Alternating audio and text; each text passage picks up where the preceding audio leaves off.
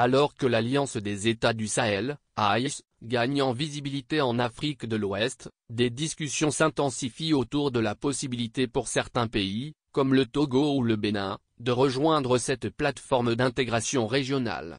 Lors de l'émission récente, Mamadou Diouf et Sogoyou Kegou, deux experts en géopolitique africaine, ont exploré les raisons derrière cet engouement croissant et les défis liés à une éventuelle expansion de l'AES. Selon Sogoyou Kegou, journaliste togolais et ancien ambassadeur, l'avenir est à l'AES, pas à une CEDEAO moribonde. À ses yeux, l'AES incarne une nouvelle dynamique, fondée sur la souveraineté et l'autodétermination des États africains, à l'opposé d'une CEDEAO souvent perçue comme trop alignée sur les intérêts occidentaux.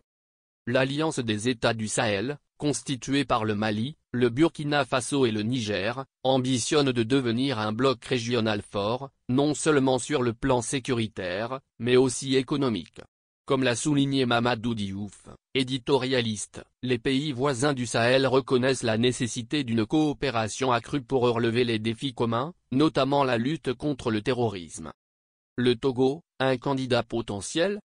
Le Togo, qui partage des liens historiques et culturels avec les pays du Sahel, est régulièrement cité parmi les futurs membres possibles de l'AES. Selon une déclaration du ministre togolais des Affaires étrangères, Robert Dussey, plus de 70% de la population togolaise soutiendrait l'idée d'une adhésion à l'AES. Cependant, comme l'a rappelé Mamadou Diouf, cette démarche nécessitera une réflexion approfondie sur les conditions définies par l'article 11 de la charte de l'Iptako-Gourma, qui exige une convergence en termes de réalité politique, sociale et culturelle. L'adhésion du Togo pourrait également marquer une rupture avec la CEDEAO, perçue par certains comme un syndicat de chefs d'État déconnecté des aspirations populaires.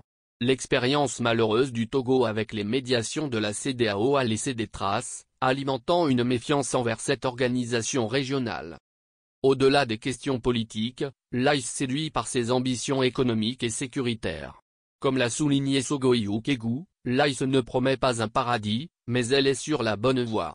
La souveraineté retrouvée des pays membres leur permet de développer des projets structurants, tels que des barrages, raffineries et infrastructures agricoles, sans dépendre des institutions financières internationales ou des anciennes puissances coloniales. Cet esprit d'indépendance attire l'attention de pays comme le Bénin et le Ghana, qui voient dans l'AES une opportunité de renforcer leur sécurité et de stimuler leur développement économique.